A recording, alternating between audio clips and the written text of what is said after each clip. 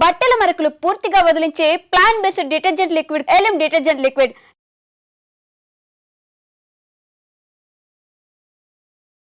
So Ahmedabad ఘటనలో ఒకే ఒక్కడు మృత్యుంజయుడిగా మిగిలాడు. మనందరికీ తెలిసిందే. నిన్నటి నుంచి కూడా ఆయన ఎట్లా బయటకు వచ్చిండు, ఆయన అంటే మొహానికి గాయాలు కావచ్చు అవన్నీ కూడా ఎట్లా ఉన్నాయి, నిన్నటి నుంచి ఆ వీడియో ఎంత వైరల్ అయిందో మనందరికీ తెలిసిందే. ఇగో ఇతనే ఇప్పుడు హాస్పిటల్లో ట్రీట్మెంట్ తీసుకుంటున్నాడు.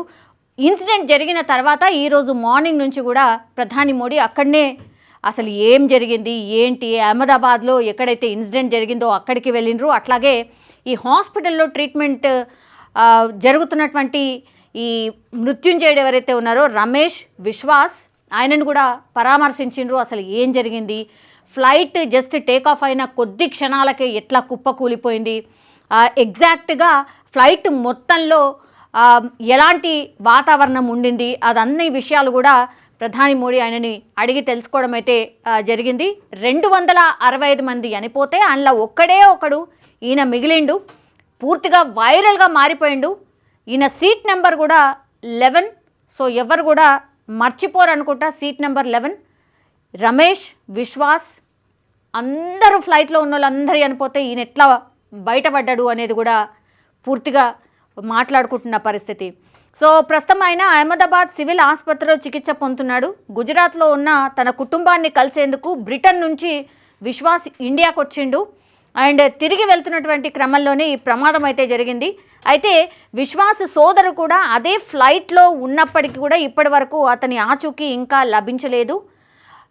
ఇవాళ ఉదయం ప్రధాని మోడీ ఘటనా స్థలాన్ని పరిశీలించారు. ఢిల్లీ నుంచి నేరుగా మేఘానీ నగర్ ఘోడాసర్ క్యాంప్ ప్రాంతానికి వెళ్లారు. అనంతరం అక్కడ ఏమేమైంది ఏంటి అనేది కూడా కనుక్కునే ప్రయత్నం చేసిండ్రు. యాక్సిడెంట్ జరిగినటువంటి తీరుపై అధికారులతో అడిగి తెలుసుకున్నారు ప్రధాని.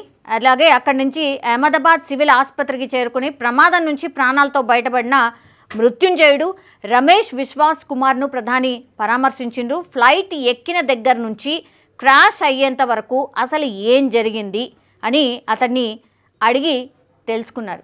సో ఇది రమేష్ విశ్వాస్.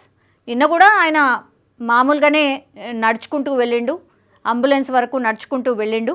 అక్కడ అంబులెన్స్ లోపల ఎక్కిన తర్వాత ఆయనని సివిల్ ఆసుపత్రికి తరలించిండ్రు, అహ్మదాబాద్లో ఉన్నటువంటి సివిల్ ఆసుపత్రికి. అయితే ప్రధాని మోడీ ఈరోజు ఆసుపత్రికి వెళ్ళి పరామర్శించిండ్రు. ఇదే కాదు, ఈ ఫ్లైట్ ఎక్కడైతే కూలిందో మన ఒక హాస్టల్ మెడికోకి సంబంధించిన ఒక పాపం విద్యార్థులు ఎవరైతే లంచ్ చేస్తున్నారో ఆ మెస్ పైన ఒక్కసారిగా ఈ ఫ్లైట్ పడిపోవడం, ఆ తర్వాత ఆ మెస్లో ఉన్నటువంటి చాలామంది విద్యార్థులు ఒక్కొక్కరు ఒక్కొక్క లెక్క చెప్తున్నారు. 5 అంటున్నారు, 10 అంటున్నారు, 20 అంటున్నారు. ఆ లెక్క కూడా ఇంకా తేలాల్సి ఉంది.